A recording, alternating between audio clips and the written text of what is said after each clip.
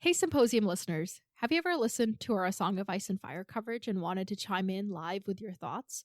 Or wanted us to cover a property of your choice? Introducing the Symposium Review Contest. The contest is open now and closes on August 31st, 2026. Here's how you can enter.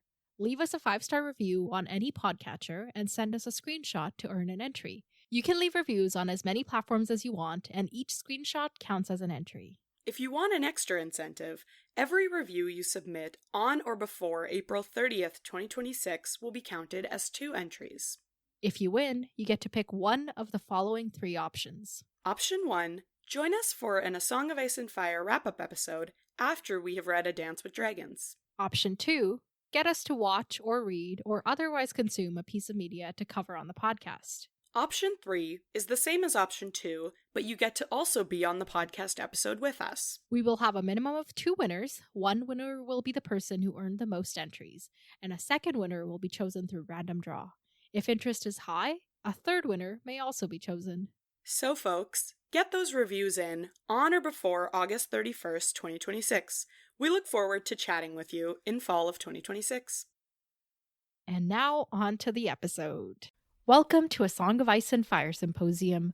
My name is Nav, and my pronouns are they, them. And my name's Harmit, and my pronouns are Hershey, like the chocolate. And this is A Dance with Dragons, chapters 43 and 44, Daenerys and Jon. In these chapters, Jon entertains many guests, and Daenerys laughs in the face of hers.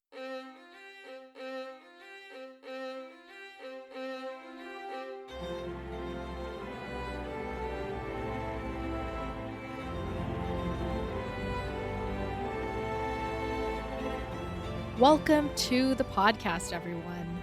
So, Harmith, who died in these chapters? Okay, hold. Nobody? I think you might be right. Mm-hmm. Nobody I can remember, so they must not be important. Maybe we'll find them as we read along. Yeah. All right. My thoughts. Yes. Except I was just like remembering something, but I can't remember if I was remembering something for a future chapter or from this chapter, so I'm going to keep it to myself for now. Okay. What did you think of these chapters? They were good. I mean, here's the thing. Yeah, Danny's chapter was fine. I feel like that's what I say every time. I do feel bad, but okay, this was like an okay Danny chapter. It just was like, okay, I was reading Danny's chapter and I was like getting mad at her, but then I stopped and I was like, I'm gonna read this without ruining my mood. And then I reread the chapter and I enjoyed it. So Danny's chapter was fine. Jon's chapter was amazing, and I honestly like really loved it. Like, I was so into it. I was pretty like, much okay, agree, go off, Jon, go off. Except I can't let go of my beef with Daenerys this easily. So, you know, yeah, she makes all the wrong decisions, and I guess we'll just have to deal with them.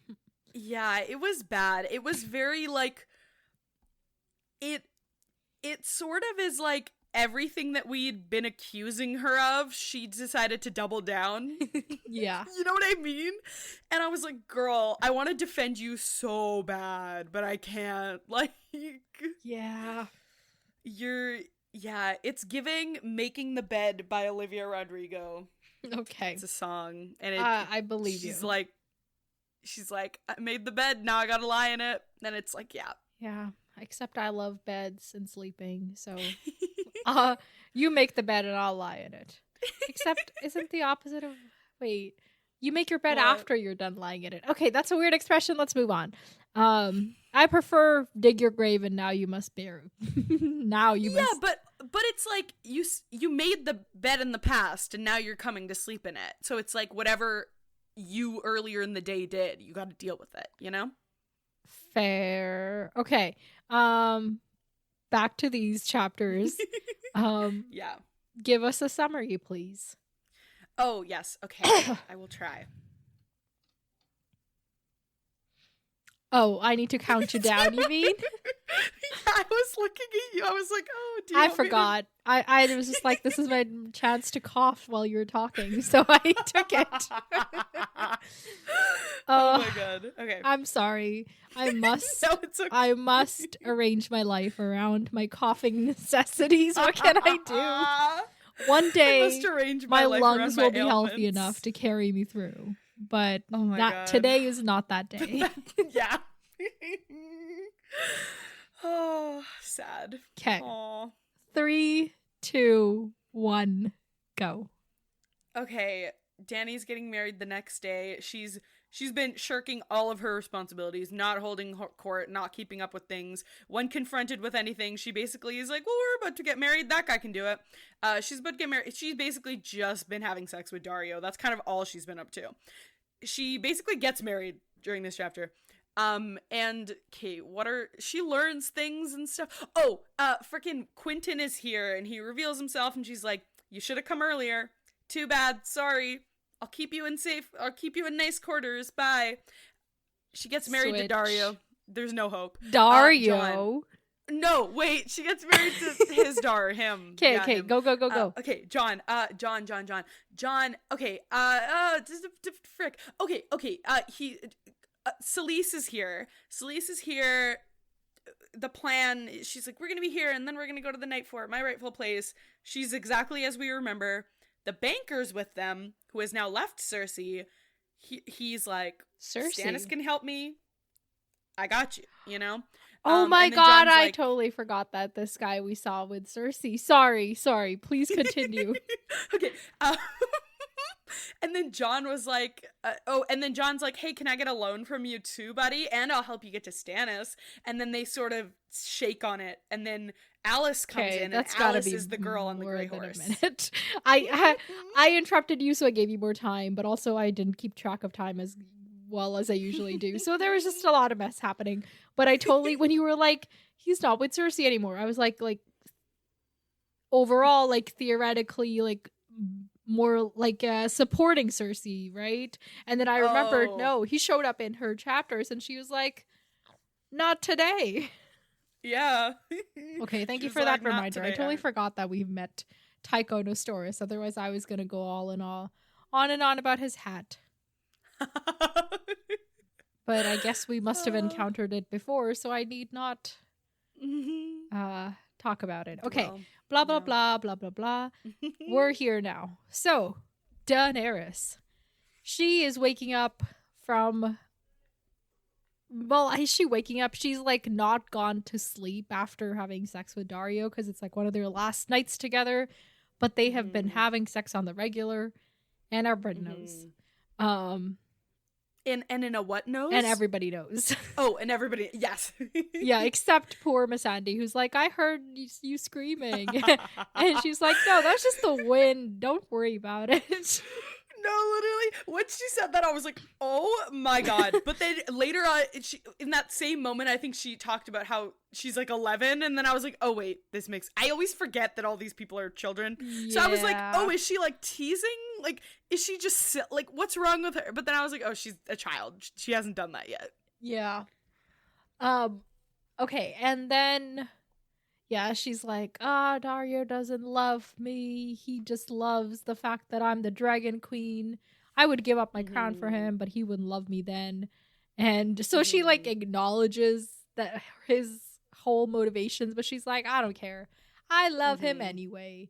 Which is fine, Daenerys. You can love him anyway, but can you do some other things that make any sense at all? Can you do your job too? Yeah. Like, that's the thing. It's like, you want to sympathize with, like, the, like, the teenage insecurity, you know, that we've all gone through. We've all been there. But it just is like, you cannot purport yourself as a ruler and then be like, well, let me just have sex. Like, you just can't. And especially like this, like an arc that I feel like happens in this chapter is like, there's like when she sees Quentin in them, she's like, oh, those are the people I should be ruling over. And then before that, she's like thinking, like, there's this whole like, man, I shouldn't be here right now. Like, I should be with my Westerosi, whatever. And then like at the end when it's kind of like, am I gonna get married to Hisdar or not, like what's the right thing to do, whatever, like when she's going through that whole conflict, it's like her deciding like whether to do her like responsibilities here or to her responsibility to like her Westerosi people, whatever. But then but I literally, every time she's having this like conflict with herself, all I can think of is like, girl, if you can't handle this, if you can't handle one city, how are you gonna handle Westeros? Like, she's so like, oh, well, that'll work itself out, but like, I'm giving up here. Yeah, but also, I'll rule there someday without making any efforts towards it today. Yeah, that too. It just is like very like, she's like longing for it, but then it's like she can't make up her mind. And I know like with her choosing to actually marry Hisdar, in her mind it's like this like, I've chosen the people of Meereen over my like selfish whatever, right? Like she's like, I could have married Quentin and then I could go to Westeros right now, whatever. And it's like in her mind she's being this like benevolent person by like choosing Meereen and marrying someone she doesn't want to marry. But it just is so, like, not self-aware that it really bothers me. Because, yeah, you know, do you know what I mean? Because it's written in a very, like, well, my mom and dad did this too. They put aside their own, like, lusting and loving. Yeah, she thinks she's, like, making such a big sacrifice. And she is, but, like, she's not making the right sacrifice for the right reason. Like, it's all kind of... Yeah. It's very, like... Okay, I don't think this is the good... I don't know if this is a good comparison, I guess you tell me, but it's like, you know when like sometimes your parents will emotionally blackmail you with something that's so unrelated and you're like, I'm glad that you did this thing for me, but that has nothing to do with what we're talking about, you know? It's giving very Dany it's giving very Dany like, and I did this for Meereen, and I did this for Meereen, and it's like, girl, that's not the thing they need you to do right now. Yeah. Like, they need you to not, like, hide up in your tower and, like, refuse to hold court. Like, do you know what I mean? Yes. Like, that, to me, was just, like, I think if that, like, because you know like the last... She's like, I have done my bit, which is marrying Hisdar. She's resigned herself to going through with that. And she thinks that will solve all her problems and she doesn't have to do anything else to address anything. And it's also kind of like, there's also a lot of like, obviously she thinks about like Khal Drogo because, you know, she loved him and like he was her husband and all that. But like, there's a few more mentions of him here than usual, which makes sense. You know, she's about to get married to someone else. But I think it also, with, like, her getting married and her thinking back to that era and romanticizing it, too. Yep. I feel like it's just a whole thing of, like, just... Because that was the last time she wasn't in charge, right? And he was in charge, and she just got to be, like, a little queen on the side, and she just got to dream about, in the future, when I have my army, right? But she didn't have to actually, like, deal with the problems that were in front of her then. So I think it's just, like, this, like, regression that I don't like, and I don't know. And I also, what really frustrated me this time is, I know that she spent a book doing everything wrong, but she's at least been trying a little bit. Here it just was like, wow, you're literally gonna do nothing. You know? Like, I feel like she's done a lot of things that, like, were objectively the wrong thing to do, or just, it was like, this is not, like, the trail you should be following right now. You know, this is not exactly what you should be doing, but, like, I could still find myself on her side. Like, even last chapter when she was, like, being stupid and like exposing herself to like the flux, I guess is what they call it, right? Yes. Yeah. Bloody when flux. She was like the bloody flux and like doing all like, even then it was like misguided, but you're doing something, but it just I just can't handle like the resignation. I just can't do this with her, you know? It just is like, if this is what you signed up for, you have to do something. You know? Because I think before it was like she was doing the wrong thing, but she wasn't like indulging in it. Like she was like even getting to points where she was like, oh damn, I did this, or I shouldn't be doing this, or like there were moments where like there were like moments of clarity when she was getting it. There were like, she was trying, she was chipping away, and I truly was like, eventually she can get there. She's just on the wrong track right now. But here it just is like, girl, you need, like, you can't just stop, you know? Yeah. I'm glad somebody else is raging for once other than me, you know? Yeah, it just I agree with all sucks. you're saying. But we should talk specifics about the chapter, and then we can rage more later if needed. Yeah. I think it's good to get the rage out of the way so we're not just saying small fragments of it. Something else to be rageful about is how Dario has been very bold recently, to a point where he, like, kissed her in open court for all the world to see until Barristan and Selmy pulled them apart. Now think about it. That kiss has got to be so long if Barristan has to first, like, get to the point where it's, like, taking a while and then decide that he has to do something about it and then actually go do something about it. Like, what are they doing? Those were my exact thoughts. And then also, like, Sir Grandfather had been so wroth that Dany feared blood might be shed. It's like, it's giving little girl gets caught by the guy in charge. And it's like, you are the queen, Dany. Yeah. I don't know. I guess she's, like, living the childhood she never got to live. So she's like, I'm taking my opportunity. Yeah, it just is like, oh my god, you need to get a grip. Like, you just have to. Yeah. And like you said, he's also so annoying. I don't like him either anymore. Oh, did you ever? Wait, that was me. That was me, I think. Never mind. Sorry. Like, he's fine. I've never minded him. Like, I liked him for Dany. And, like, she always described him as being hot. So I was like, okay, hot man, go off. No, she says he's hot, but then the descriptions of him are anything but.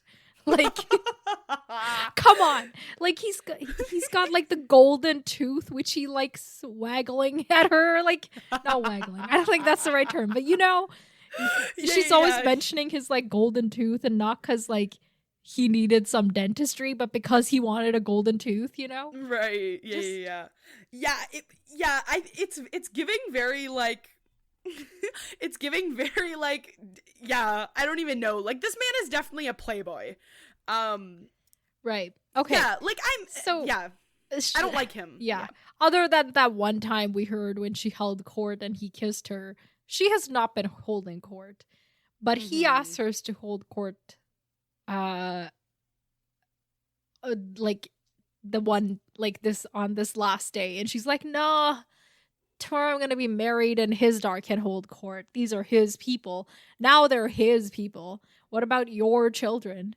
And that's what he says, Daria says to her. And you know what's so annoying? It's so annoying that he's right and I have to be on his side. Because I don't even like him. Yeah. No, I he makes like good him. points. It just, I feel like he makes good points, but he's so annoying. Yeah, like last time not last time, but that time that she banished him because he said something like, are you really the dragon queen? Like, where are your dragons? I was like, exactly. That was the only time I liked him. No, literally. That's the thing. Like, unfortunately, he's right. And it's like, girl, if all you've been doing is hanging out with him, maybe you could absorb some of this knowledge. Yeah. Like, not knowledge, but some of this advice. He also has, as we learned later, ulterior motives for wanting her to hold court. Because Quentin and his buddies have charmed him, but also bribed him to get this to happen. So they also know that he's got the in with her, you know? Yeah. This news is everywhere. Yeah. So he leaves, she gets up, gets ready. Yeah, because when they came, I was like, is it that easy? It's that easy. Right. But I guess it's easy if you have money, which is kind of the object of both of these chapters, I think. Right. Or the theme. It literally, like, the amount of problems that just seemed to be going away when Jon was like, oh yeah, and then we'll get him on Stannis' side. And then we'll get the money from him. I was like, wow, money really does solve everything. Like, wow. Moral of the day. Yeah. Yeah. Okay, so she gets ready. The Yunkai are still at it. Now they're building like siege machinery. Yeah. No, wait, not siege towers or battering rams, but they're building stuff where they can, they're building catapults and scorpions and trebuchets so that they can throw, like, fling stones at the city. And she's just like comforting herself, like, I'm gonna be married and it'll be peace. That's all it takes. Yep. And she finally holds court that day. And because she hasn't held court in so long, it's like a very busy court day. And the first person to come up is the Green Grace, who's like, can we speak in private? And Daenerys is like, I don't got the time. So then the Green Grace is like, I would speak to you about the presumption of a certain sellsword captain. And to this, Daenerys thinks she dare say that in open court. What? Daenerys, you mean the guy you were making out with in open court? In open court? Yeah. The last time, by the way, several days ago that you held open court? Yeah. Yeah. And then she tries to like play it off as like, oh, I know, you mean Brown Ben Plum, right? Too bad he's already gone over to the other side. And the Green Grace is like, okay, I hope the gods will give you some wisdom. Or she says, I shall pray for you, which is like such a way to make an insult, you know? Oh, I love this is my favorite way of weaponizing religion.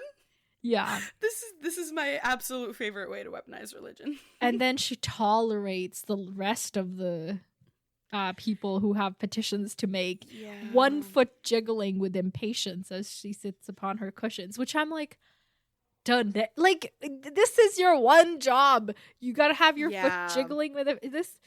She just comes off as so childish like, in this. Yeah, and it's like, okay, so you haven't held court in several days. Have you visited your dragons? Have you done, like, okay, you're being, because you know sometimes you have to sacrifice stuff, but it's because you're doing other stuff that's also important that you just haven't, you know? Like, sometimes it really is, like, three steps forward, 1 step back. She couldn't pay attention to her dragons because she had court to hold, but now that she's not holding court, maybe she should pay attention to her dragons. Yeah, totally. Like, if you're not gonna do this, like, you may as well be productive in some way, you know? And, yeah, and she's like, yeah, for every 2 she sent off smiling, 1 left red-eyed or muttering. I'm like, girl, you're losing. You're literally losing. You know how it's like, you lose the battle, win the war. You're losing the battle and the war. Yeah. Like, you're just losing. Yeah. Okay. And then finally, it's the turn of the Westerosi to present themselves. You know, we get like the descriptions of all the people that are not Dunk. Sorry. There's, I don't know why I said, okay, what are their names? Quentin. Garrus Drinkwater. No, Gerald Drinkwater? Or is it Garrus? No, Garrus. Garrus Drinkwater. And then is it Archibald Ronwood? Okay. There you go. I think those are 3. Yeah. Anyway. Or Green Guts, Gerald, and Frog. Yes. Yeah. They have too many names. It's hard to take. Yeah. Okay. So they come up and they introduce themselves and they're like, we're all knights. And she looks at Dario and she can tell that Dario is upset because they didn't tell him that they were knights. And Barristan's like, oh, really? Who do you claim to be then? And this is when they do their introductions. No, they don't do the introductions. They first ask for the court to be cleared so that they can speak in private. So they get the court cleared out, and that's when Garrus Drinkwater introduces himself, and then Archibald Ironwood, and then before Quentin introduces himself, he gives her the note, the agreement, the parchment that has everything written on it, and she reads it, and she sees all the seals. No. Before that happens, right? Dario just snatches the paper from what's his name, Quentin, and then Barristan has to come in and be like, the fuck are you doing, Dario? Bring it to the queen now. And Dany's like, I'm only a young girl, and young girls must have their gifts, she said lightly. Dario, please, you must not tease me. This is what you do when he undermines your authority? Like, I swear to God, Dany, like, just stop it. I can't deal with this. This whole episode will be me just yawing in agreement. Man. Oh. Yeah, okay. Anyway, continue. So she gets sees the paper. parchment, all the seals and signatures. She can see Willem Dary's Willem Dary's name, and that like makes her heart like beat a little faster because that's one person she knew and loved, you know? Yeah. And that's when she's like, oh, it was a secret pact made in Bravos when I was just a baby. And Sir Willem signed for us. And Oberyn Martell signed for Dorne. And the Sea Lord of Bravos was a witness. So, Sea Lord of Bravos, yeah, whatever. But Oberyn. So now this like gives truth to Doran's statement that Oberyn was more in with him than anybody thought. Yes, yeah. It's like he goes and does, because now if this paper were to be found, Doran can easily be like, oh, my stupid fucking brother. Right. Him and his schemes. Like, they were totally deadly. And we just, like, wow. Yeah, I don't think anybody can accuse the Red Viper of being anything but deadly. No, but like them as a like dynamic duo. Yeah. No, I love this for them, but I'm also sad that we never got to see the two of them together, you know? Yeah. Oh, that would be so nice. Anyway. So the whole thing there, we're gonna see an alliance by marrying Viserys to Arianne. And she's like, okay, so I get, and then he introduces himself as no, does he yes, yeah. I have the honor to be Quentin Martell, a prince of Dorne and your most leal subject. Dany laughed. That's literally what it says. And she's laughing because she's thinking of why they might call him Frog, because it's a story about a princess who kisses a frog and turns him into a prince. And just okay, first off, why does George R. Martin, why do we gotta like have a Disney or like Grimm's fairy tale into this? But like, you're just gonna laugh at she laughed. Yeah. Okay, I think this was like the only thing that I kind of forgave her for, because can you imagine like having that realization in the moment? Like, I'd be laughing sometimes. Yeah, but that's not why they call him Frog. Why do they call? I don't remember why they call him. They call like the fellow Windblown started calling him Frog because he was so quick to jump to Gareth Drinkwater's orders. Right. Oh, okay. Yeah. So like she did, but she thinks she's like off in her own world, right? Yeah. Anyway, it just shows like how much she's like living in that fantasy. It's like one of those other things that's like she is a child here instead of the adult that she not only needs to be but has been in the past. Yeah. So yeah. Okay. And then she asks him, "Oh, are you enchanted? No, your grace, I feared as much. Neither enchanted nor enchanting." And this is where she says, "Too bad he's the prince and not the one with the wide shoulders and sandy hair." Because, like, she's like, I would totally have said, this is basically her admitting that I would have totally said yes if Garrus was the guy. Yeah. Like, she totally would have too, or at least she would have given it more thought, because they leave this, and poor Barristan is like, this changes everything, and she's like, this changes nothing, and then she doesn't even think about it once during the rest of the chapter. Yeah. Yeah. She literally didn't even try. Yeah. So they're here pledging Dorne to her service, and for sure, like, it looks a little sad because it's only 3 of them right now, and they don't have any mighty power behind them at this moment. But they do. Wait, but what's so sweet? Barristan wanted knights, and now he's got 3 more knights. I was happy for Barristan. That is if, like, they stick around after this, because she's gotten married to some other guy now. Yeah.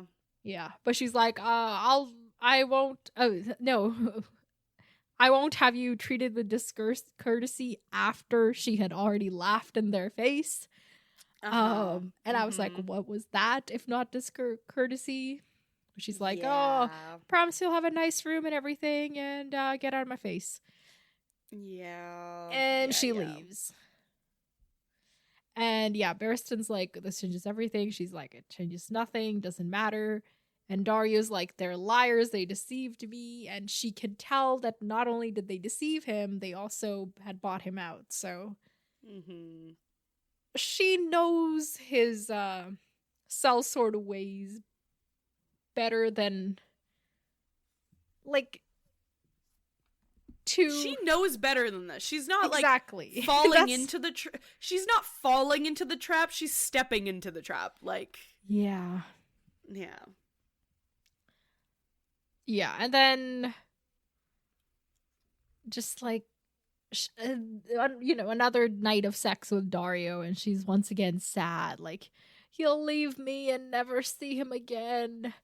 I mean, it'd be better if he died. And she's like, I mean, if he died, most of the people trying to kill him would die too, but it doesn't mean that my grief will be any easier to bear. Like, even in her, like, I'm sad we won't be together anymore, she's like, but he's so great, he'll kill 50% of the people that try to kill him. Like, even if he dies doing it. Like, what? Sorry, I don't know. She just has weird thoughts, and I was not here for any of them. It's just like, if we weren't in the situations we were in, we could humor her, but we are in the situations we are in, you know? And this is where she's reminiscing on her wedding with, what was his name? Khal Drogo? Drogo, sorry. I knew it was I just kept, when I thought, I just kept going Dario instead of Drogo. Anyway, and she remembers, quote, she remembered how frightened she had been and how excited. I don't remember you being excited, Daenerys. I don't know what this rewriting of history you're doing. Totally. Yeah, I read that and I was like, girl, what? Literally, that never happened. Like, yeah, girl, you were a victim. Like, I can promise you that. Yeah. Anyway, then it's her wedding day, and she has also before that, she's like, when she was there with, oh my god, what's his name? Quentin. There's too many names in this chapter. When she was there with Quentin, she's like, oh my god, the sun's son. So she's like, I have to beware of Quentin. So maybe that's part of it. She's like, hey, I don't know if I can trust him, you know? Okay, thank you for pointing that out. But yes, that is correct. Okay, wedding day. She has to travel to the temple on the back of bearers, even though she doesn't want to. But it's kind of very representative of what she's doing. She's given in to all this bullshit, so... why not torture a few people along the way, you know? Yeah. And she's just like, I just want peace. I want to plant my olive trees and see them fruit. And does it matter that his Dar's kisses don't please me? Peace will please me.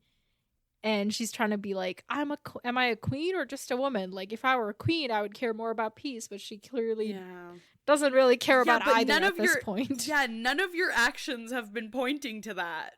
Like, this is the thing. It's like, she's putting so much onus on this, like, one thing, and she's like, it's gonna fix everything, and it's, like, the ultimate sacrifice, and I'm doing it, but it just is, like, you gotta, like, put meaning into, like, you're she's too much of a martyr. I want you to be like a fighter and not a martyr. Yeah, like, she's like, oh my god, I don't get to be happy and married to someone that I love, but it's because I'm doing it for my people. But it's like, girl, if you're doing it for your people, you gotta do other things too. Like, what's the point if your people suffer and you suffer too, you know? Like, there's no point, like losing that, like, you know, it's just, come on. Okay. Yeah. Okay, one random side note.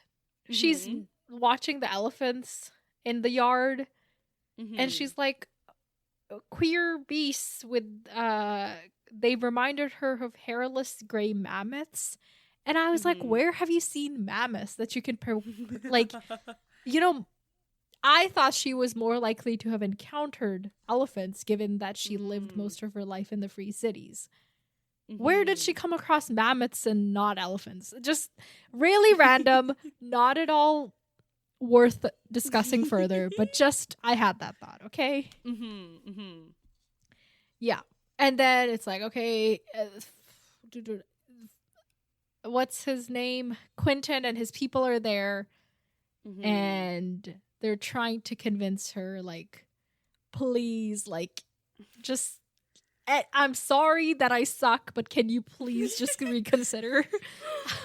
I did feel really bad for Quentin in this chapter. I'm not gonna lie. This poor guy, like, they just sent him off to go do this thing that he's, like, not at all prepared for at all, you know? Yeah, and instead of acknowledging any of that, she's just like, just be happy for me. Who knows? I might die before I see the Seven Kingdoms. His star might die. Westeros may be swallowed by the waves.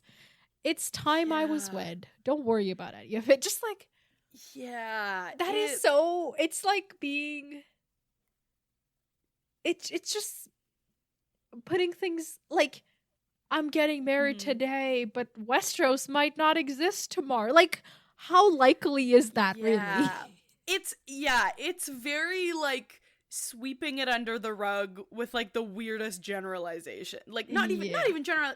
Well, yes, generalizations, but yeah, like just the most random, like, just, you know, when people are like being annoying and just using the most random idioms just to like try and comfort you, but it's like not at all comforting because it's not specific. It's just kind of annoying. You're just saying it because it's a thing to say. It's giving very that. Like, I can't even imagine being in Quentin's head right now, you know? Like, yeah. I need a Quentin follow-up to this. Well, he has been a POV previously, so maybe we'll get one later. Okay. So they get on their way, and Barristan is there next to her, so she's asking him, like, tell me about my parents and blah, blah, blah. Did they love other people? Give me some hot goss, Barristan. Yeah, exactly. And Barristan's obviously like, you know, your mother knew, she was mindful of her duty, but as a girl, she was once smitten with a young knight from the Stormlands who wore her favor at attorney and named her Queen of Love and Beauty.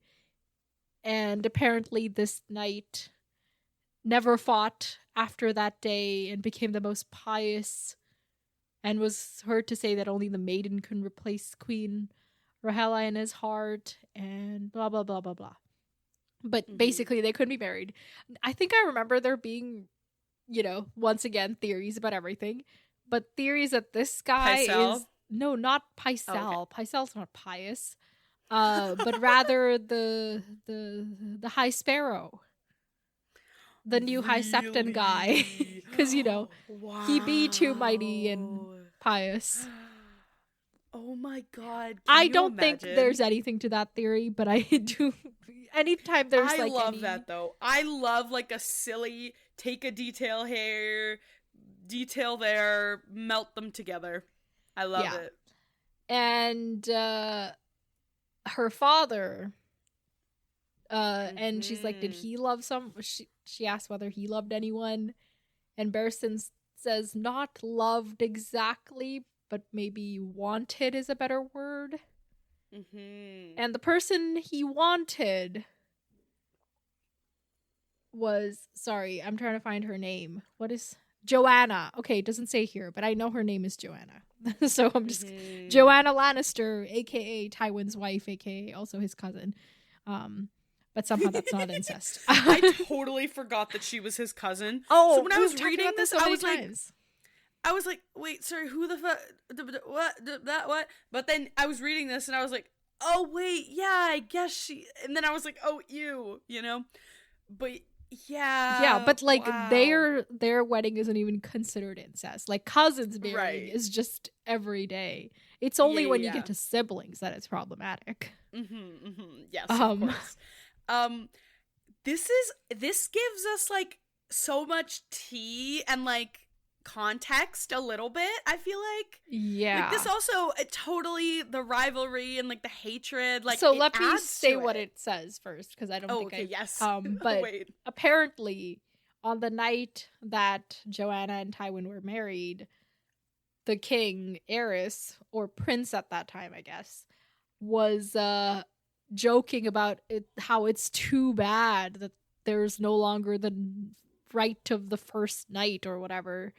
And Tywin obviously didn't love that, or as Barristan puts it, the liberties your father took during the bedding, which if we had any more reason to hate that like whole ritual, here we have it.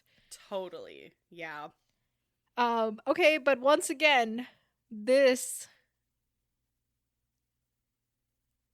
among other things is part of a theory that one of the Lannister kids, or two of the Lannister kids potentially, are Aerys's kids and not Tywin's. Like there's a theory that Tyrion is not Tywin's kid, but people have like done the like yearly breakdown of this, like, you know, what was the year that they got married, what was the year they went to court, what was the year that the kids were born and stuff. There's a whole thing, but I think if I remember my thoughts on having read like the whole theory at one point was that it's more likely that Jaime and Cersei are not Tywin's kids. And it thematically, like, it would also be just so like satisfying if Tywin's only kid was the one kid that he hated, you know? Totally. But overall, I think they're all still like, I don't think that they are Targaryens. Like, I don't think everybody is a secret Targaryen. But if you know, it had to be between the twins or Tyrion. I want it makes more sense to me that it would be Jaime and Cersei that are. Can you remind me the Tywin is a no? Can you remind me the Tyrion's a Targaryen theory? What's the basis for that? Like this, it's not the time traveling one, right? Well, that's the question. Like, there's the time traveling one, and then there's this. Right. Okay. And also just that, like, Tywin says you're not my son, and blah blah blah, and all of those things, you know. Okay, interesting. Yeah, no, this is spicy. Yeah. This is spicy. But we must note, nowhere in here does it say what Joanna's opinion of any of this was. So yeah, of course, classic. Yeah. Okay, and then they're leaving, blah blah blah. And then she's wondering where Dario is, and she's like, oh, if this were a story, he would gallop up just as we reach the temple to challenge his door for my hand. God. And I'm like, this girl is really in the Disney universe. Also, yeah, because we didn't totally touch on it, but like as he's leaving, they have a little tiny little spat. Like she's like, it's my wedding day, don't go fight. And he's like, I'm gonna bring you Brown Ben Plum's head, bitch. And then she's like, are you laughing at me? She's like, I'm your queen and I command you to fuck me. I'm sorry, your bitch was just slightly delayed, and it just made me laugh the way it came through. No, I finished the sentence and I was like, that didn't have enough like anger on it, so then I just needed to add something in there. But then she's like, I'm your queen and I command you to fuck me. But then she's like being playful, but he gets mad and he's like, whatever, go marry the Quentin guy, go marry his daughter, I don't care, bye. And remember how I was like, he's not actually loyal to her? I still believe that. Okay. I still believe he's off making arrangements. Interesting. Yeah, but he did leave in a fury, basically. That too. Yeah. Yeah, but and she's once again thinking, If he really loved you, he would come and carry you off at sword point, as Rhaegar carried off his northern girl. Oh my god. Just truly, like, this is giving Sansa first Sansa chapter in a Game of Thrones. This is not a Daenerys chapter after all she has gone through. Yeah, this is like the definition of regression. Like, this is so weird. I don't know. Like, why is George doing this? Totally. It's like such a weird way to, like, because it's not even like, yeah, like, it's okay. I just don't think it's like very purposeful as of Speaking yet, at of least. why George is doing this, I think we're well enough into this book that I want to mention a theory, and then we may build upon that theory, and then eventually I'll read you the whole theory, okay? Yeah. Okay, before you say that, though, I just have one more thing to say. Because, okay, obviously Cersei being Cersei is so entertaining and great, and it's like, seeing, especially getting, like, Jaime and hers, like, alternating POVs and seeing it all go down, epic. However, it is kind of rubbing me the wrong way that, like, we had Cersei, who's, like, this woman in charge, and she's kind of terrible at it, and she's kind of a nightmare. Yeah. And then we had Dany, who was good. And then now we're kind of taking Dany down to Cersei's level, and I don't really like it. Well, I wouldn't quite say so. Like Cersei's level is very, very ambitious. True. You know? I think it's been a while, so I've forgotten just how bad Cersei was at her job. But this Iron Bank stuff did kind of remind me of it. But yeah, okay, it's unfair to Dany to say that, but still, like, it just is like why can't we away see the girl who a was good at competent it? woman in charge? Yeah, and we had it in Dany for so long. Like, even when, like, Dany's a child, Jon's a child, Rob was a child. Like, they constantly mess up. But with Rob and Jon, it's not this, like, it's either, like, stuff where we can still be on their side, or it's stuff where it's, like, it's not this extended and, like, built up, you know? Like, I still have hope that, like, there could be a resolution where this, like, works out, whatever. And, like, maybe this is an arc, and right now we're just in the dark part of the arc. But I just don't see it, because it's been a while since we've been in the dark part of the arc. You know what I mean? But anyway, say your theory. Okay. So the theory has a name. So, you know, if there's a name, it's like, it's a theory, you know? Right, of course. We can cite it. People call it the Meereenese Knot, like Knot. As in, George R.R. Martin kind of forced himself into a corner where he didn't know what to do with Daenerys, so he has her, like, flounder for a whole book, basically. Okay, interesting. The thing is, so there's, like, so much to this theory, but the general basic gist is that he wasn't ready, like, in Westeros for her to have arrived yet, so he needed for her to find something to do, and this is what he came up with. Right. And at the end of it, it's going to be like, I learned, and I'm never going to be like that again. Well, that I won't comment on, but, like, the point is, like, that's what seems to be happening here. Not filler, but just, like, the frustration of Daenerys chapters, you know?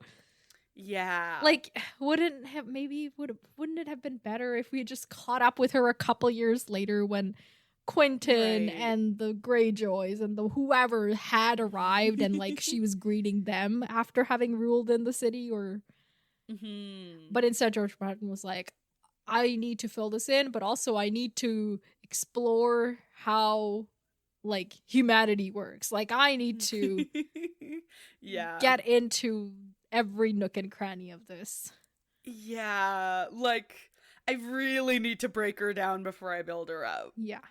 I don't know. So that's a theory. But so when I was like, what is the point of this? Some people say that may be the point. Okay. Interesting. Yeah, I mean, maybe. I don't know. Okay. All right. Well, there's a lot more to that theory, and I think I'm going to have, like, there's a whole essay that I'm going to need to, like, reread to remind myself. But we'll cover all of it, like, after we finish the book. But I figure we've had enough Daenerys chapters where you might also be wondering what's the point of this. And yeah, right. Like, she's been here for a while. Everyone's seeking her. Why isn't she seeking anything? Yeah. And I just think it's a disservice to the character if that's the reason, you know? Like, if the reason is that George R. R. Martin needed more time, like, that's not a good enough reason to, like, despoil her character. Yeah. I feel like, we could have had, like, I don't know, like, because, you know, there's still the Khal Pono guy who's still chasing her. Like, I feel like she has so many enemies that, like, we could have kept her now we're, like, gonna be in the reverse Meereenese Knot situation where Westeros is gonna be ready for her, but she's gonna have to take forever to get herself untangled from this knot. Yeah. Yeah, something like that. Yeah, I just feel like like, we didn't need to... Yeah, I don't know. I just feel like there was and then it could be, like, old things coming back to haunt her, you know. She could grapple with her love for Khal Drogo. Like, I feel like if he needed time to just, like, explore her and explore whatever, like, she's got a lot of trauma we can unpack. She's got like enemies we've like had many characters like ruined. Just journeying. Can't she be journeying like every day, very slowly, but like every day getting closer to Westeros? Or like going east to get west. Like, let's go to Ashai, please. Can we like? Oh my god, amazing! If she'd actually gone east to go west, in love. Anyway, okay, so let's finish up this chapter. Okay, we get a final, so they get to the temple, and she's noting that there's fewer of the blue graces, or like just all the graces, because they're the ones who are also the healers, because they have been exposed to the bloody fucks despite her efforts for quarantine and all of that. So like the sickness is inside her city now too. And that sucks. Of note, the only group that has not gotten sick were the Unsullied. So maybe bathing in salt water did do the trick. Who knows? Yeah. Yeah, okay. And then before they go into the temple, Hisdar washes her feet. It doesn't seem like she has to wash his feet, so that's good, I guess. Because, like, I think her condition was, like, if I'm washing his feet, he has to wash mine. Right. But I think they're settling with just him washing hers, which is fine. I just wonder if he'll maintain this attitude once they are actually married, you know? This is all still before that. So right, of course. They go into the temple for all the religious rituals and everything, and 4 hours later, they emerge married. Oh my god. Which, that's 4 hours? That's a very long wedding. Yeah. Like, I know, like, seems like a wild statement to say as, like, an Indian person, because, like, our weddings last days, weeks. But it's, like, different events every day, not just the one thing that's 4 hours long, and... Anyway. Yeah. So, she's married. This is so annoying. How do you think this is gonna go? I hate this so much. What do you think the power dynamic in this marriage is gonna be? Will it bring the peace that she was promised? I don't think so. I think this is just gonna be a return to the status quo. And it's like she's slowly started letting go of things. So I just don't see her... Like, I feel like by the time she realizes that things are getting out of hand and decides to take a stand, it's like, you've literally done nothing. You've let him start holding court. You've let him only ever address the people. You've let whatever... Because also, with all the scheming and stuff, like, we were convinced that he was part of the Sons of the Harpy and whatever and all the things. So it's like, you haven't made him pay for that. You on top, you've given, like, obviously getting married to you, becoming your equal, he gets some of your power, But even on top of that, you're like giving away power that you could have had anyway, you know? It's like, so it just is like, this is just all gonna go tumbling down and it's gonna be bad. I feel like the only good thing that could happen is that it, like, I think the Yunkai stuff could stop, maybe. Like, I think, I don't know, or not necessarily stop, but like they could come to some sort of agreement, because Yunkai is like, yeah, we want slavery, whatever, exactly. All of our things. So if his Dar promises that, Dany doesn't really do anything about it, or if he's already made arrangements, like, well, I don't. Even like I think last chapter where it was like the Yunkai want to continue enslaving, and she was like, "Fine, let them do it. I haven't stopped them." Yeah, exactly. So I feel like the only thing it solves is the Yunkai stuff. It doesn't solve anything that like she was fighting for. Like, it just. So I don't know. I guess that's. Yeah, but then we also still have this flux to deal with. Like, there's just so much going on, you know? Okay. What will Quentin do? Maybe he'll stick around and be like, marry me too? Okay. I don't know. All right. Where is he supposed to go, man? Like, go back home and be like, sorry, couldn't do it.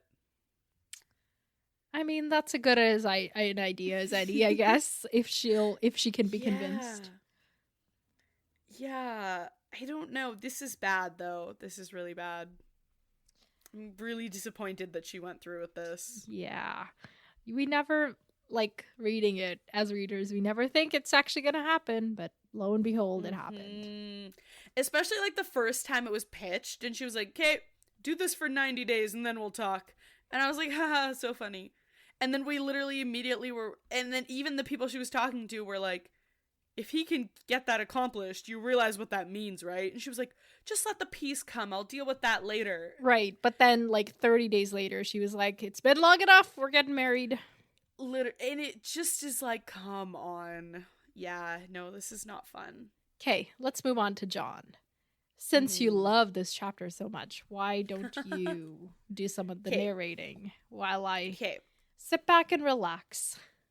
Okay, slay. So, no, this chapter was like really good. I had such a good time with this. Okay, so Selyse is here. Yay! She got to Castle Black from where was she? Eastwatch? Yeah, Eastwatch. What's her name? Shireen is also here. Patchface is also here. She's got like a retinue. What, are we taking attendance today? Yeah, we are. And yeah, Jon's like, yeah, they're with her, but really they're Melisandre's men. And they meet by the stables, and he's got his people, and he's like, yeah, I gotta show up as an equal. She's already gonna doubt me. And then she literally is like, take me to your Lord Commander. Mm-hmm. And he's like, I have the honor to be your Lord Commander. Okay. Yeah. I do love that her introduction, like the first sentence of the chapter says, Queen Selyse descended upon Castle Black, like a nightmare, you know? Yeah, totally. Yeah. Because her reputation has gotten here before she has. Mm-hmm. Yeah. And yeah, you know, very. Yeah. Jon has heard things. Jon has heard things from Cotter Pike that, like, she's a nightmare. She's annoying. She's just not great. Yeah. And she's like, we didn't like that guy. And Jon thinks to himself, like, you should hear what he has to say about you. Yeah, literally, exactly. Oh my god. Yeah, and she's like, oh, you're a Lord Commander. I knew you were young, but and I was like, man, she's so mean. One of her people is Axel Florent, who is the Queen's hand. Mm-hmm. Like I do love that she gets a hand too, but this is like a new creation, so I feel like it was just not acknowledged to the point that it should be. Right. Yeah, everyone's just cool with this. They're just like, you exist now? Yeah. Yeah, and I wanted to hear like whether Stannis knew about this or how he felt about it, like all of those things. But we don't really get much of that. Just that the guy's an asshole. Which we did know that. Yeah. But Jon knows it now too. And then we also have Tycho Nestoris with them. Who's a the tall, guy that... gaunt stick of a man, his height accentuated by an outlandish 3-tiered hat of purple felt. Love that. Oh my god, Did he wear the hat oh in the Cersei chapter? I don't remember. I literally do not remember. Okay, that's fair. Okay, anyway, there's lots of fun as him for Halloween. Oh, I was good. Well, I haven't seen a costume, but I've seen some illustrations and they're fun. Oh yeah, it's like he's wearing a cake on his head. Oh wait, that would be what it would end up looking like, wouldn't it? Oh my god, I like that. Yeah, but we saw him in Cersei's chapters. She pushed him away and was like, bye. But he's here now with them. And then... And Jon was also warned of the bankers coming ahead of time. So he's been thinking about that and... He's been scheming. Yeah. No, I was so proud of him because he was like, I haven't stopped thinking about it. I was like, oh my god, this is the answer to your, like, money. Because it literally was like, well, we don't have food. And none of the kings are sending us food or money. And we need money and food and things. And he's girl bossing. Like, he is so girl bossing. But as of this chapter, you'll note he has not shared his girl bossing with any of his fellow Night's Watch people. That's true. This boy, he's once again keeping secrets that should be like, everybody should know. Hey, look at this amazing thing I did for us. Yeah. Yeah. Oh, man. Okay, yeah. No, I'm like I know so he fears people being like, oh, now you put us in debt, but like it has at least a 50% like we won't starve now. You know? Exactly. He can be like, you won't be alive after winter, so what does it matter to you? Like, yeah. But don't you think they do see him, like, having, like, dinner with him, though? So, like, maybe they could start rumors. Right. But what will be the rumors? Like, are the rumors that Jon's funding the Watch, or are the rumors Jon's building his own army and then running off with the free folk? Like... okay, yeah, you're right. Like, if his opposition is going to be spreading rumors, they're not going to be favorable rumors. Right. That's true. Yeah, man. And it's not like he's got any friends left at Castle Black anymore, so... Dude, I'm so worried for this. I literally feel like the last chapter of this book is going to be like, and he swung his sword, you know? Like sorry, what do you mean by that? Like, they're going to kill Jon. But why would Jon swing his sword to kill himself?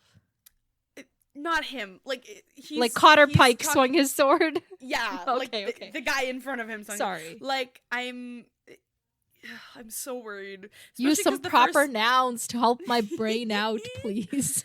Especially because the first time we saw Jon was them sentencing... I said Cotter Pike, but I think I meant Bowen Marsh. Cotter Pike is over at Eastwatch. Right, yes. Because we've just been talking about him. Okay. Before anybody gets angry about me misremembering. Yeah. Especially because the first time we saw, you know, the Jon and Rob and Theon and Bran was like Ned swinging the sword to sentence a guy from the Wall. So now it's like, oh my god, Jon gets sentenced as a guy from the Wall. Yeah, so it would be like full an circle. No, don't say that. Don't encourage this thinking. Remember when I was like, Jon can't die or I riot, and now I've like, accepted it. And now you're just like, it's inevitable. He must die. No, there's no way. It's not inevitable. It's just like I can't ignore the cookie trails. You know, it's that's why this book is so terrible. It's that like. It's just all the POV characters are leading, like everybody dies in the last few chapters. And then we start with a whole new cast of characters in book 6 if it ever comes out. Oh my god. Oh my god. George R. R. Martin, that's the real reason he split the POVs, because he loved the feast POVs more. Or it's the real reason that he brought some of the feast POVs into this book, because he wants to kill them too. Just get it all done, you know? Oh my god. So only the POVs that don't appear are safe, because they... Oh my god. Theories. Dude. Oh my god, yeah. And instead of Jon and Sam at the Wall, and then that brief period of time where we had Tyrion, it's gonna be like 1-1 and Leathers, and like... Wait, brief period of time when we had Tyrion? When he was at the Wall. Like when we had Tyrion as a guy like at the in wall book POV. 1. Yeah. Wait, I don't mean like wall POVs. I just mean everybody. Like Daenerys is No, gonna die. I'm thinking like, hey, if Jon dies, who's our POV at the wall? If Right. No, well, in that case, George R. R. Martin just abandons the wall storyline and we move on with our lives, don't we? I don't think so. I think the wall storyline is kind of everybody else's livelihood. Okay, whatever. At least for the Westerosi people. I do not like. I like that you were trying to support my theory, but I think you poked a hole in the biggest part of my theory, which is that everything just ends. Yeah. Hey. Hey. Isn't that what happens if we don't get book 6? Everything just ends. Okay. Sorry. Such weird. Okay. So there's a YouTuber called Bookborn, which I think a lot of our listeners would be very familiar with because she covers fantasy books. Mm-hmm. Like, that's what we do. And okay. Yeah. So I have been like watching her for a long time because she covers like all sorts of fantasy. And but in the last like year or two, she actually also read A Song of Ice and Fire for the first time after having like thought she would hate it for the longest time, and then like fallen in love like heads over heel kind. Wow. Amazing. So it's been like amazing watching somebody else, you know, fall in love with the series you love. Mm-hmm. And then she also does video essays, like just exploring literary topics. Mm-hmm. And one of her recent, not so recent, but recent-ish ones was whether it's better to have a bad ending or no ending at all. Wow. Okay. And the comment section was full of people talking about how with Game of Thrones and A Song of Ice and Fire, we got both. We got a bad ending with the show and we got no ending with the book. So it's the worst of all worlds. That's so funny. Oh my God. But anyway, that was a great video. Everybody should go listen and watch and do all the things. I just wish she posted her episodes as podcasts in addition to. Oh yeah, so you could just be on the go. Exactly, but because then I have to like find time to like sit down and watch them. Right. But regardless, it's always worth it. So I guess this is a plug for Bookborn. Not that she needs plugs from us, because anybody who listens to us would have already been a huge fan of her for a long time. But maybe there's one person who isn't. Can we move on? That's a question to me, not to you. Okay, wait. Sorry. No. So what's your... Is it better to have a book? No, wait. Is it better to have a book? No, wait. Is it better to have I think her conclusion was... Wait, I don't want to spoil it for anybody who hasn't... But I think her conclusion, if I remember correctly, was that it's better to not have an ending. Really? Or like she cited a lot of research about what people prefer, and it had something like it includes stuff like, you know, the last thing that happened is the thing that you'll remember the most and those kinds of things. Right, of course. But anyway, it was a long essay. I can't like remember it all now. But what did stick with me was that one, like, not one commenter, but like one commenter who started it, but everybody else who agreed, which was like, we got both and it was all bad. Oh my God. We got all the things we didn't want. Yeah. That's so sad. Okay, seriously, we got to get back to this chapter. Okay, cool. So, Jon, PR, he's definitely gonna die. Yeah, Jon is girl bossing, but nobody gets to actually know that. Yeah, no, this is bad. Anyway, but okay. Yeah. So Selyse is like, we're not gonna be here for a while. Only a few days. We're gonna get to the Nightford ASAP. And Jon's like, you know, like, we're doing what we can, but it's like still not up to your standards, likely. And she's like, I still want my own castle. And honestly, I was like, Jon, let her go. Just let her go. Yeah, like, you want her to stay. Like, she doesn't like it. Let her suffer. Like, shut up. Like, yeah. Yeah, and she's like, yeah, I'm gonna go talk to Melisandre now. But before that, 1-1 shows up. And before that like, too. Eastwatch isn't safe. Yes, she says, for real. This is Shireen. The reason we left Eastwatch is because Eastwatch is where the attack will come. So has she been talking to Melisandre about her theory about how like she saw a castle falling and it was like an castle by the sea and she thought it was Eastwatch, but she wasn't sure, but she was like, it's close enough. Yeah, I'm sure Melisandre warned her about that if she actually thinks, which I guess we figured out that she does. Yeah, totally. Yeah, and then she goes to see Melisandre, but before she can, 1-1 shows up, and obviously everybody's like, blah. They're just getting worked up about the fact that he's there. For no reason. Yeah, even though poor 1-1 kneels before them and says, "Kneel, queen, little queen." Like, I thought that was clear enough. Like, yeah, literally. And they're like, ugh, why is he here? And Jon's like, he's a guest too, just like you. And then they get mad. And then we get a wisdom from Patchface. In the dark, the dead are dancing. I know. Oh. What were his past wisdoms? He predicted the red wedding. He saw the shadow baby. What? How? What did he say? Oh, why can't you remember something for once? Bro, how am I supposed to remember something from so long ago? Okay, with the shadows, I think it was the shadows come to dance, my lord, dance, my lord, dance, my lord. That was that, I think. But the red wedding one was a little bit more specific. Patch, face, red, wedding, prophecy. There we go.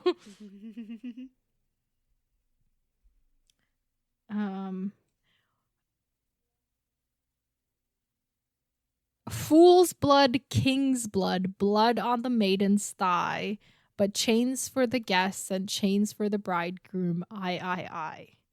So fool's blood is, I think, Aegon, the kid that Cat killed. Catelyn killed. King's blood, obviously, Rob. Blood on the maiden's thigh. That's because this happened during the bedding. Chains for the guests and chains for the bridegroom, obviously, Edmure. I.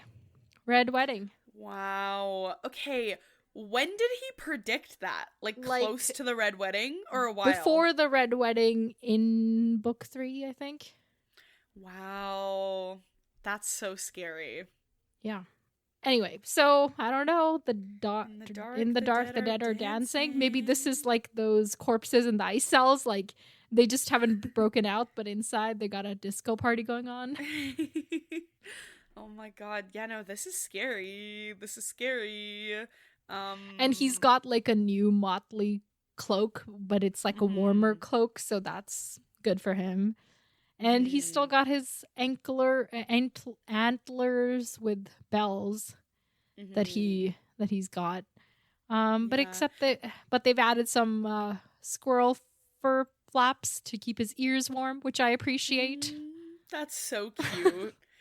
Yeah. I just like that they upgraded his outfit to like a winter outfit, you know? Oh my god, it's like in like video games and stuff. It's like same one, but like you go to the winter one.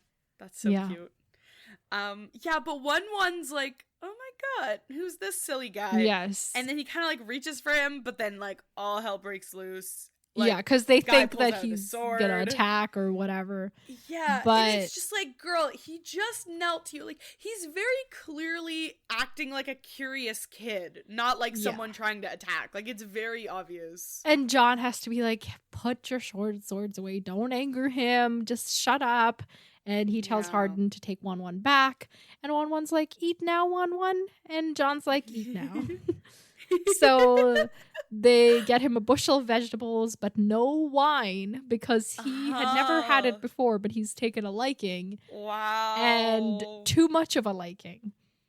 Wow. So Jon's already got enough on his plate. He does not need a drunken giant added to the mix.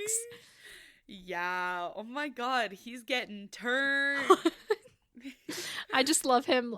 Like he's like got his like vegetable stew and like a goblet of wine. Just like I don't know.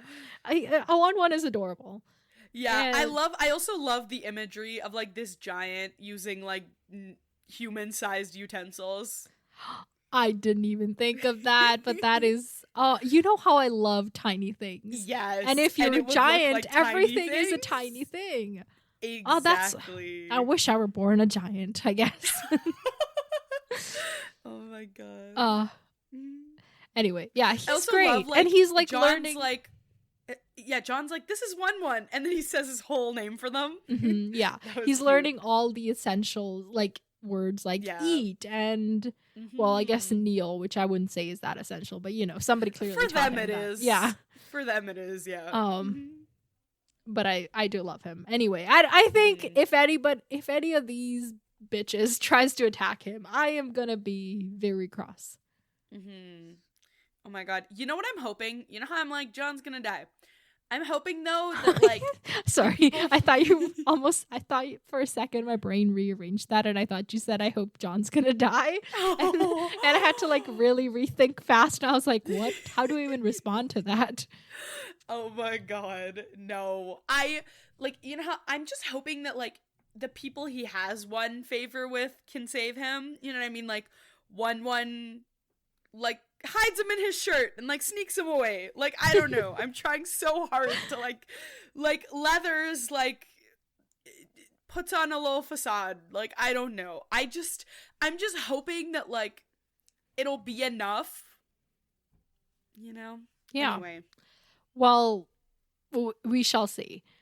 There's this guy, Sir Patrick of King's Mountain, who is he's taken Annoying particular as fuck. offense against 1-1, calls him a monster, calls him a pet, just all those things. And yeah, John's like, I don't got time for you. He's a guest, you're a guest, so I don't know if you know about guest right, but here we take it seriously. So get the fuck out of my face. Aura. Yeah, and then finally John gets to talk to the Barbosi and tells him like, hey, let's chat, basically. And the first thing he wants to chat about is how he needs the ships of the Iron Bank. And he only needs it for one journey, but he needs them all. And then they start talking about what Stannis needs, and basically, you know, Tycho basically explains the whole thing. The Iron Throne, the Lannisters have stopped paying their debts, unlike they're saying. And now we will support... Oh yeah, that is truly ironic, huh? Yeah. Now we'll support Stannis and give him whatever he needs as long as he pays us back instead of them, you know? Like, all we care about is the money. We will have our due. That's their word, so... Yeah. So they take that promise seriously. Exactly.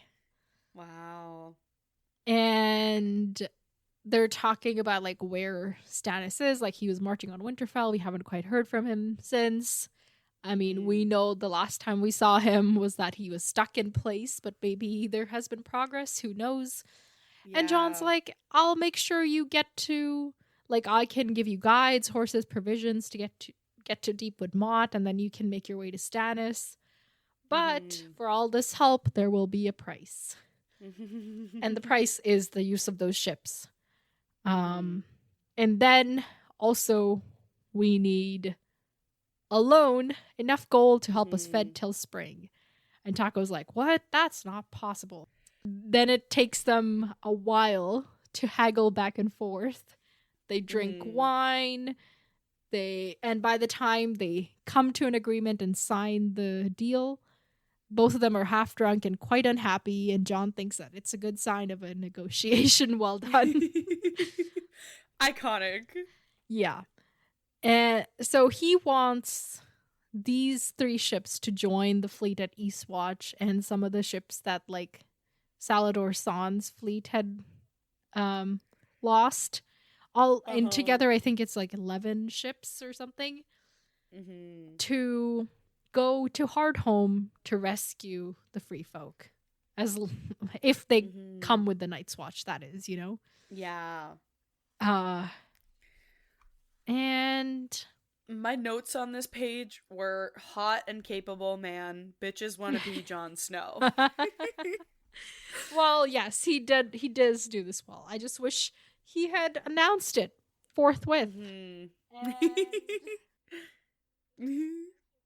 Oh my god. Also, sorry, before they struck the deal, like, he's like, oh yeah, you can go, but like, you're putting yourself in a little bit of danger, like trying to catch up to Stannis. And the guy's like, we who serve the Iron Bank face death full as often as you who serve the Iron Throne. And I'm like, oh my god. Like, I can't even imagine, like, doing this job and, like, just, like, with how, like, they're, like, the most, like, militant about getting their money back. Right. Rather than, like, all the other free cities. And, like, they have, like, the most booming business. Mm-hmm. And, like, man, I can't even imagine being this guy and just being like, yeah, I'll walk straight in there and talk to Stannis. Like, what? It's like a different kind of, like, military attitude, you know? Like, yeah, it's wild. You gotta be tough to be a banker in this world, basically. Yeah. Yeah. They are talking about all this. John's, like, thinking about Sam and Maester Aemon. He's like, oh, they're gonna be all safe up in down in Old Town by now, and we know that's so very not true. Haha. Sad. Oh, he's gonna be so sad when he ever finds out. And Tycho gives him news of, like, some foreign ships in the Stepstones that and there's talks of dragons and stuff. So, like, these foreign ships, perhaps the Golden Company has made it to the Stepstones. Who knows? Yeah. And okay, but the only thing I was confused about is he's talking about how, like, oh, these are, like, we weren't too familiar with these ships or whatever. But, like, wouldn't they be? With the Golden Company? Not necessarily. Yeah. Okay. Like, the Golden Company, I don't think they had their own ships. They hired ships from Volantis or nearby. Right. Okay, that makes sense. So then it would be, like, the Voluntees ships that, like, aren't coming all the way all the time, like past Bravos. Yeah. Okay. And, like, they might be flying, like, the dragon banners and whatever, right? So, like, that's also unusual. Yeah. Yeah, so apparently John got enough gold that they will be fine through the winter, which is, like, that's a huge problem solved. Like, like, I know there's gonna be debts to pay later, but, like, that's a problem for another time after you survive winter. That's like, summer where we can use more creativity. We can act on, like, we can figure that out later. But like, just the fact that you're gonna survive through winter the next when it was time, looking like you were running out of food every single day. Yeah, so the next time Bowen Marsh makes a face about having to feed more free folk, John, I need you to very clearly lay out that that is not going to be a problem. Exactly. That's all I'm saying. That's the thing, man. Okay, well, we don't know if that won't happen. I'm just saying I need it to happen sooner rather than later. Yeah, this was good. This was healing after Dany's chapter. To see some good moves being made. Okay, so then they're hungry. They go to the dining hall, whatever. The everybody's gathered in groups. Like, there's the Queen's men, the King's men, or the whatever. Like, everybody's just on their own. Yeah. And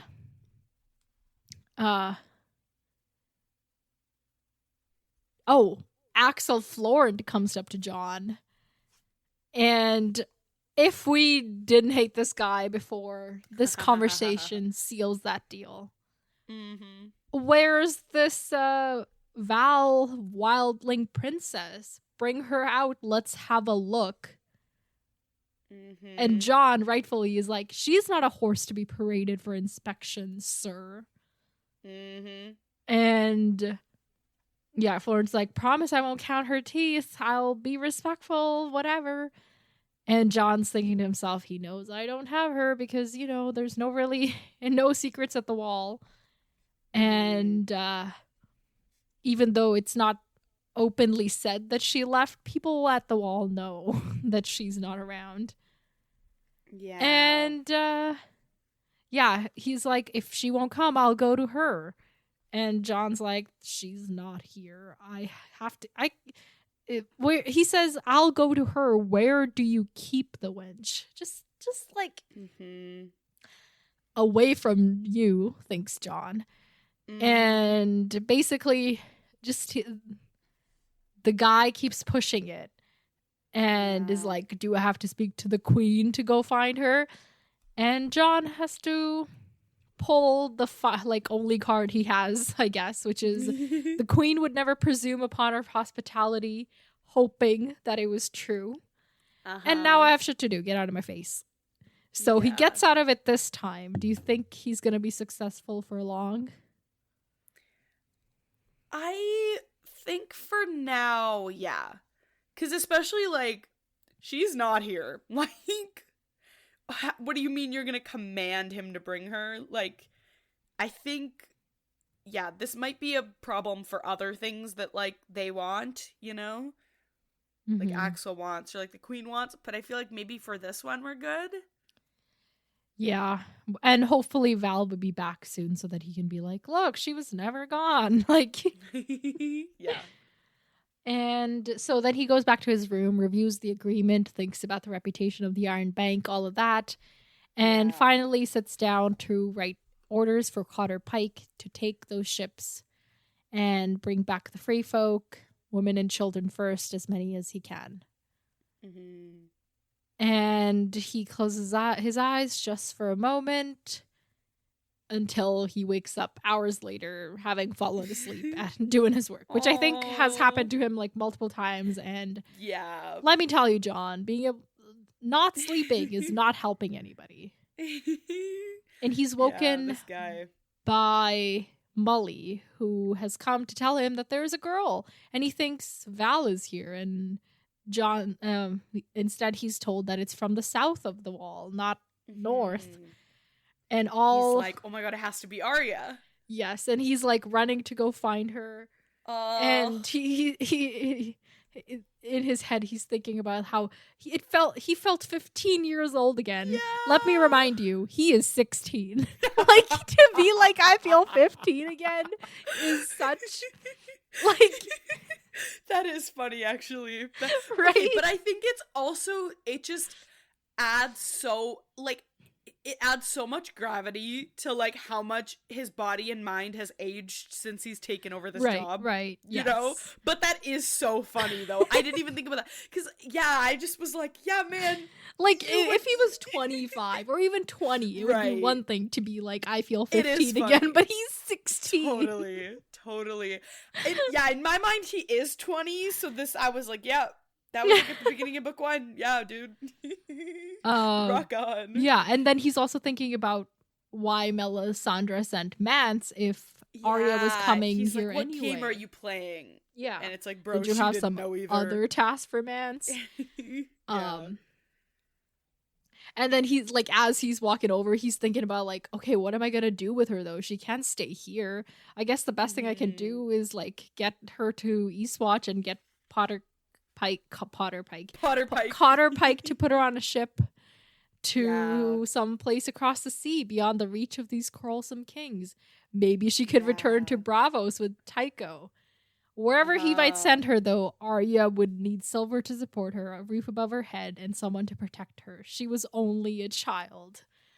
Now, that is very sweet, but also she is in Bravos. She can take care of herself, thank you very much.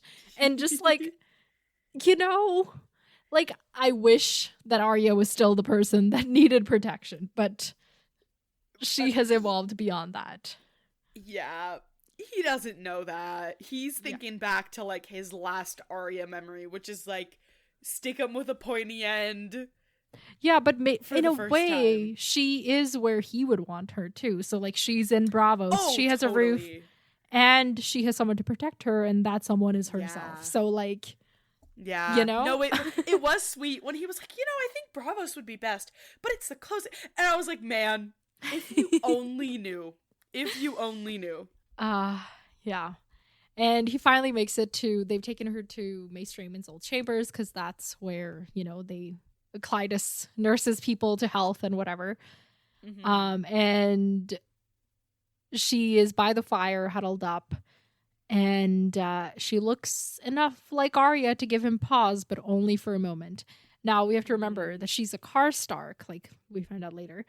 And Karstarks are, like, in the past related to Starks, and Arya very much has, like, the Stark features, so it makes sense that she would also slightly look like Arya. I did that, like, face math in my head for a minute there, so I just wanted to say it out loud. Math. Yeah. And yeah, so she's told that she's in Castle Black, and she's just so relieved that she's made it. And she's going to be 16 on her next name day, so she's not quite 16 yet.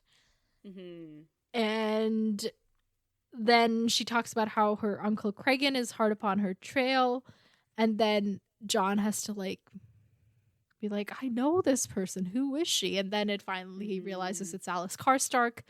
But the last time they saw each other, she was 6. He was presumably 7. So, like, it's been a while. And she had come to Winterfell because her father wanted her to be betrothed to Robb and all of that stuff, And she remembers how Jon Snow was sullen. Man, she's like, yeah, Robb was courteous and said that I danced beautifully, but not you. Yeah. Which, of course. And then John's talking about, like, her uncle. It's Uncle Lord Arnulf. And she starts, okay, so here's, like, a whole thing that's happening. So her brother, her dad was killed by Robb. We know that. Her, like, some of her elder brothers, one or more, I don't remember, were also killed in the war. But her brother Harry, who is the heir, actually, I don't know if she had other brothers other than Harry, but, like, Harry is the current heir. He is a hostage in the south. And her great uncle Arnulf is the Castellan at Carhold, and Cregan is his son. Blah, blah, blah.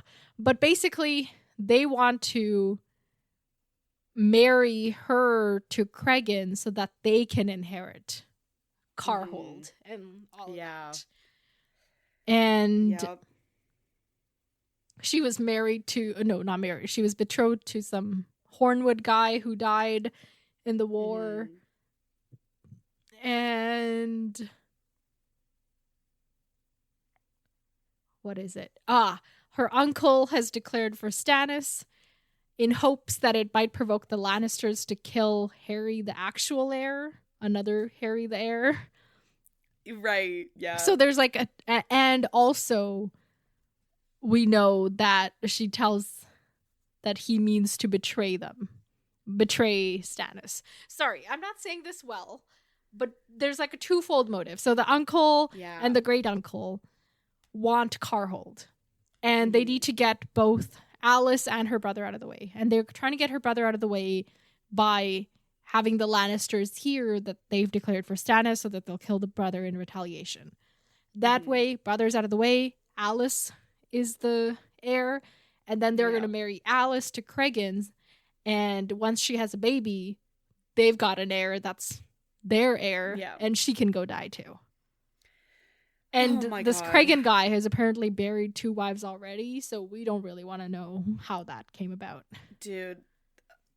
And, like, bro, he's her uncle. Yeah. Ew. Yeah. Like, oh my god. And, like, man. Oh. Yeah. So the big bomb for Jon and the people at the Wall is obviously that even though Arnulf is running to Winterfell to fight, he's not going to be fighting for Stannis. He's going to be fighting for Roose Bolton. Yeah. Yeah, because Jon's like, man, this is none of my business. Wait till the king. And she's like, you're all I got.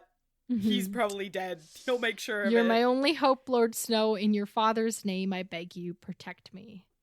Man. Yeah, and she invokes like even though like recently our families haven't gotten along with, you know, your brother chopping off my dad's head and all, but like we are kin from long ago. Yes. Which is so sweet, because it did suck that it was like, man, this like big connection between their houses being severed, and like even as Rob's killing Karstark, he's like, I hate that I have to do this and like make an example out of him, you know? Yeah. Yeah. No, like her little like like not claim, but like her little like speech to him was sweet. Like Rob cut off his head for killing Lannisters. I thought the whole reason they marched south was to kill some Lannisters, and I was like, it was complicated. Yeah. Oh my god. Okay. I want Harry to be alive and come cause some shit. Okay. And then, Alice.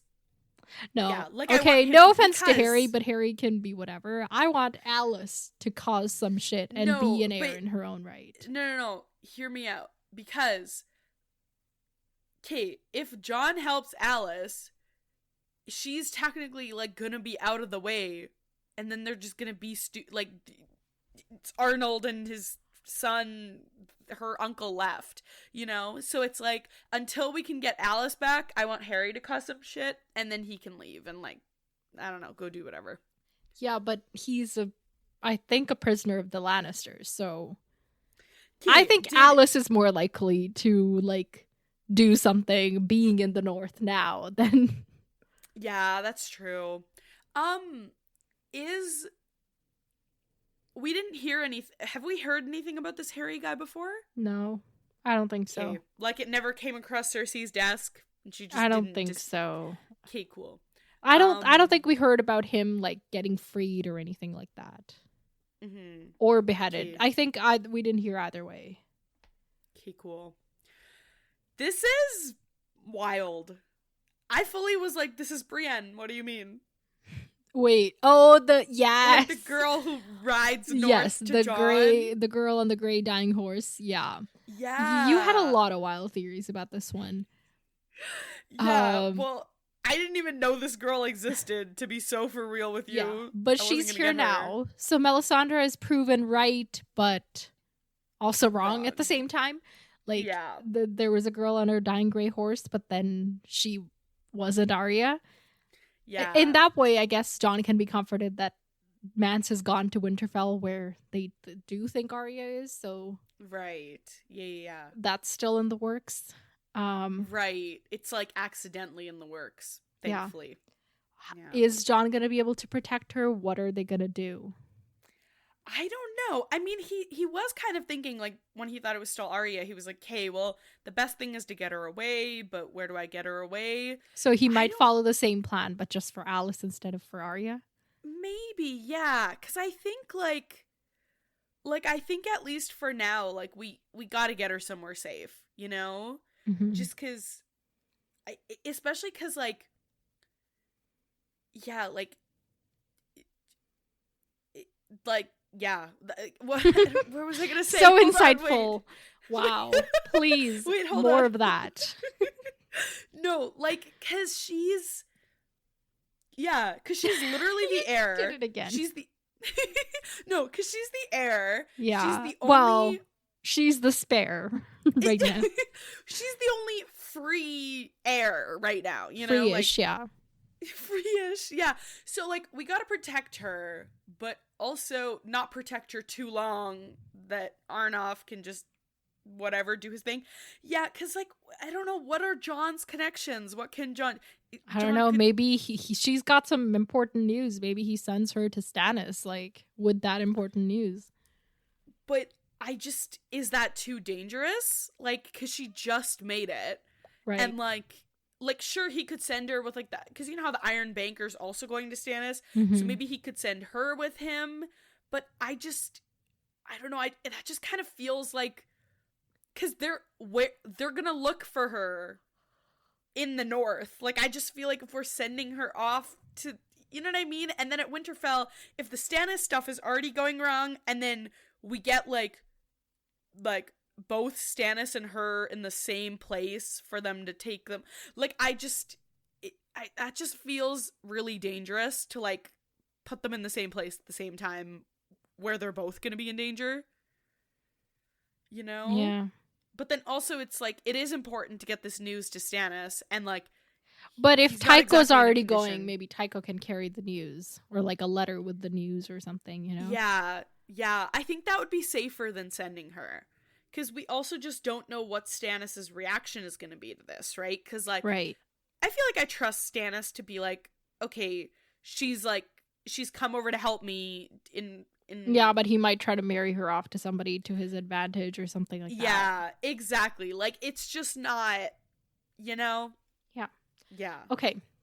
Queen Selyse, her people, John's people, how is that going to work out? They're gonna be so annoying, and we're gonna pray for them to leave. Will they leave anytime soon? I hope they'll leave, man. I hope they'll leave. Okay. I'm gonna say they're gonna leave instead of continuing to be here and be annoying.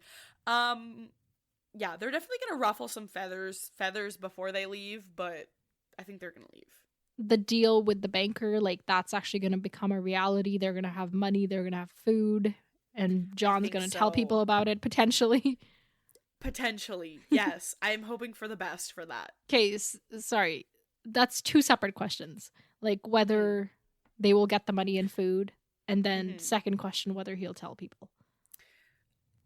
I think he's gonna be silly and not tell people, but they will get the money and food. Yeah. Like, well, I'm what sure will they think? ask. What happens once they get the food? You know, is he gonna be like, it was magic? No, like, I think he'll tell people. I think he'll at least tell, like, Bowen Marsh, Cotter Pike, like, hey, we're good buddies. But I think it'll be one of those things where, like, because he didn't announce it, people are gonna be like, where did he get the money? What did he give in exchange? So he'll tell, like, his close confidants, kind of, even though they hate him, but not like make a public announcement where everybody is behind him. I don't think he's gonna clear the air, and then it's gonna be bad because they're gonna be like, so you are taking Stannis's money now, huh? You know, like, or whatever they choose to presume, you know? Fair enough. Yeah. All right. Next chapters? Let's do it. All right. So we are reading 2 chapters next week. Chapter 45 and 46. Give me your hopes and predictions. Okay, 45 and 46. Give me a Quentin. I need a little debrief on that. And then give me Arianne. Let's go back to Arianne. Okay, very Dornish set of chapters then. Yeah. Okay. Chapter 45 is The Blind Girl. Arya? It doesn't say Arya. Oh my god, I do get to see her again? Maybe. Oh my god, that's so good. Okay, that's so nice because it literally was just like, oop, she's blind now. And then literally we just never see her again. Okay, so if it's Arya, what are we going to see? She's not going to see much, but what are we going to see? She's going to learn how to do her job. You know, like relearn how to do her job. She's going to and what is her job? Like, what is her? Well, she's training, right?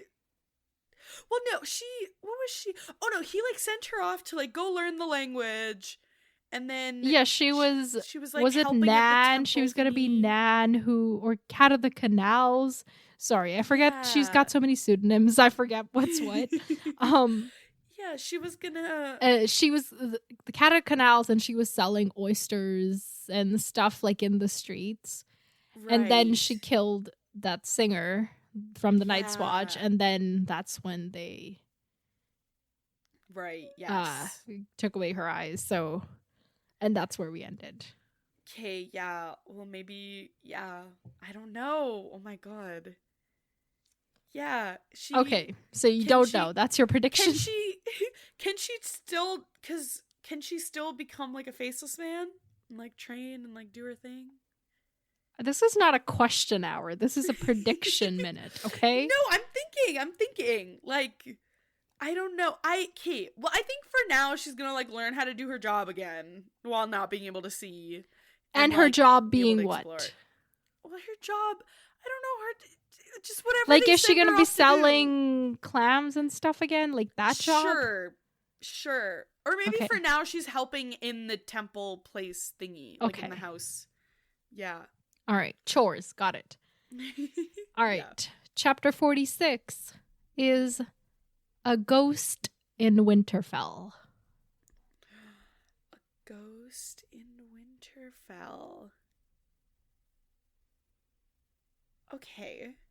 Hold on. Let me think. Ghost in Winterfell.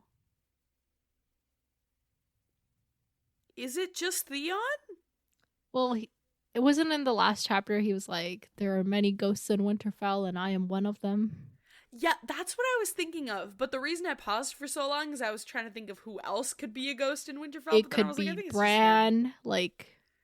Right, like he's a- like in the trees. Yeah, or maybe in he's the like evolved trees, beyond the in trees and he the can walk around trees. Winterfell now. Wow, can you It's like a imagine? I think hologram of it's- Bran that only Theon sees. Like, Oh my god, stop. Just torture Theon specifically with that. I think it is gonna be Theon though. okay. I think it'll be Theon. And what will we see from Theon? Wait, what was it? The Ghost of Winterfell? A Or the ghost in Winterfell. Oh, okay. I got all the little articles wrong. Okay. A ghost in Winterfell. Okay. So they're married now. What was going on? Hold on. What was going on? They were married, and then he went to the crypt with Dustin, and she was like, "Don't tell anybody." Oh yeah, because they're still waiting for Stannis to come. Right. Okay, so, oh my god, maybe Stannis has made it. And Theon... And he somehow got over being stuck in that village area. Yeah, exactly. Okay. And Stannis is here and they're fighting a battle? yeah, they're fighting a battle, and Mance has gotten enough information to like strike, and the storm's over, so they actually can try to get out of here. And then maybe it's like, I'm just a ghost in Winterfell, but now I have to make a choice if I'm gonna help or if I'm just gonna be Reek or a ghost in Winterfell. Like, it's gonna be a whole thing, Right. and then they're gonna get out. Yay. All right. Well, we have lots to look forward to. Yeah. And folks, you, in the meantime, should send us an email. Our email is popculturesymposium@gmail.com. Follow us on Instagram @popculturesymposium. Of course, join the Discord. Talk, ask the questions, answer the questions, do all the things. And of course, finally, join our not join. What's the word? Enter Verbs. Enter the review contest. Until next time, farewell, my friends. Talk to you later.